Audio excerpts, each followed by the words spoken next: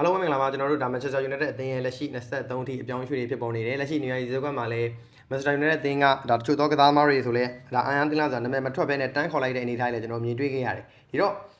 လက်ရှိပြောင်းရွှေ့မှာဘာဖြစ်လာမဲ့စွန့်ရင်စားမှုကောင်းတယ်ပြီးတော့လက်ရှိမှာဆိုလဲ Manchester United အသင်းခေါ်ထားတဲ့ကစားသမားတွေကျွန်တော်တို့ဒါပြန်ကြည့်မယ်ဆိုလဲကိုသမားနေရာမှာဆိုတော့ Gas Darlow တို့လိုကစားသမားတွေခေါ်ထားတယ်ပြီးတော့ဒါ Andre Santo တို့ပြီးတော့ကျွန်တော် Yuri Telemann တို့လိုကစားသမားတွေပါတယ်ပြီးတော့ဒါ Spa အသင်းကကစားသမားလူငယ်လေးဖြစ်တဲ့Tanner Thompson တို့လိုဒါဒီကစားသမားတွေကိုအပိသက်စာချုပ်တွေနဲ့ခေါ်ယူထားခဲ့တယ်ပြီးတော့ဒီမှာရင်တက်တမ်းမှာမဟုတ်ကာရီရဲ့ဒီ plan တွေထဲမှာဘာတွေရှိလဲဆိုတော့ကာရီရဲ့တတိယမြောက်ဒါပွဲလေတူတူကိုခေါ်ကျင်နေပြီးတော့ဒီကစားမဆိုလဲဂျာမနီဖြစ်မလားအခုလက်ရှိသတင်းထွက်နေတဲ့မန်ယူနဲ့ဒါအခုလက်ရှိပပူနွေးတို့သတင်းတွေနဲ့ကိုနေဖြစ်မလားပြီးတော့ဒါ Alex Scott တို့ပြင်ပေါ့နော်ဒီနာမည်တွေကတော့ဒါလက်ရှိကွင်းလေလူထဲမှာကာရီလိုချင်တဲ့လူတွေထဲမှာလူမျိုးသတင်းထွက်နေခဲ့တယ်ဒါပြင်ကိုပဲလူရှော့အတွက်လေကာရီကဘာလိုချင်လဲဆိုတော့သူနဲ့ရှင်မြန်နေဖို့တော့နောက်ထပ်ဘယ်နောက်ခံလဲတူကိုခေါ်ကျင်နေဆိုတဲ့သတင်းတွေလည်းထွက်ပေါ်နေသေးတယ်ပြီးတော့ဒါမှမဟုတ်အသင်းမှာဆိုလဲအသင်းကနေထွက်ခွာဖို့အတွက်ဒါမှရှိနေတဲ့ Market Ref Football ကတော့ဒါအနာဂတ်တော့ကိုဆွေးနွေးညှိခုံမှုတွေစတိုက်ပြုလုပ်နေတယ်ဒါပေမဲ့လည်းသူကတော့ဒါလက်ရှိအခြေအနေရမှာဆိုတော့ကဘာဖလားပြီးနိုင်ရယူပြီးမှာတော့အသင်းနဲ့ပြန်လည်ပြီးတော့ပူးပေါင်းတော့မယ်လို့လည်းဒါသိရပါတယ်တော့ Market Ref နဲ့ပတ်သက်ပြီးတော့လည်းဘာတွေဆက်ဖြစ်လာမလဲကလည်းကျွန်တော်တို့ဆက်ပြီးတော့ဆက်ဆောင်ကြည့်သွားမှာလည်းဖြစ်ပါတယ်နောက်တစ်ခုကတော့ကျွန်တော်တို့ဒါကိုနေရဲ့သတင်းမှာကိုနေကတော့လက်ရှိဒါအီတလီစတူဒီယိုသတင်းဌာနတွေပေါ်ပြချက်တချို့ရဆိုတော့ဒါကိုနေက Manchester United အသင်းကတော့ဒါ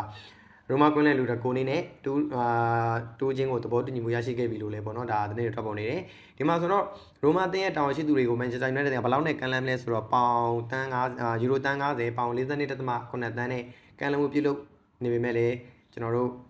ဒါရိုမာအသင်းကတော့ဒီကန်လန်းမှုကိုနည်းနည်းလေးသိသဘောမတွေ့လာဘူးပယ်ချနိုင်တဲ့အနေအထားမှာရှိနေတယ်လို့လည်းသတင်းတွေထွက်ပေါ်နေသေးတယ်ပြီးတော့ Real Madrid ကတော့ဒီကစားမှလွန်ခဲ့တဲ့သတင်းတစ်ပတ်ကကန်လန်းခဲ့ပြီးတော့ဒါကတော့ယူရိုတန်း40ပေါင်34.1တန်းနဲ့ကန်လန်းတာကိုရိုမာအသင်းကပယ်ချခဲ့တဲ့ကြောင့် Real ကထပ်ပြီးတော့တိုးမကန်လန်းတော့ပဲနဲ့ဒီကစားမှကိုခေါ်ယူမှုကနေပြီးတော့နှုတ်ထွက်လိုက်တယ်ဒီမှာဆိုလည်း United ရဲ့အပြိုင်စိတ်ဝင်စားနေတဲ့တင်းတွေရှိတယ်ဒါကတော့ Sorry Club အဲ့ရလေးတင်းတို့ပြီးတော့ဒါ Chelsea တင်းတွေကစိတ်ဝင်စားနေပြီးတော့ United ကတော့ကစားသမားနဲ့သဘောတူညီမှုရရှိခဲ့ဆိုပေမဲ့အခုသူတို့ရိုမာတင်းလိုချင်နေတဲ့ပမာဏကပေါင်ယူရိုတန်း60ပေါ့နော်ပေါင်51.2တန်းလောက်ထိ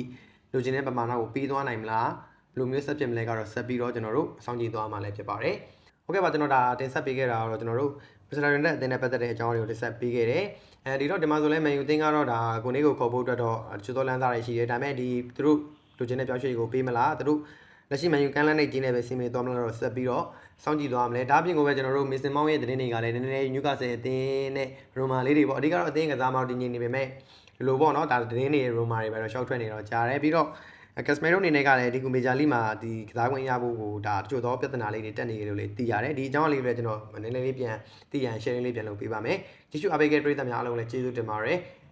အားလုံးကိုကျေးဇူးပါခင်ဗျာ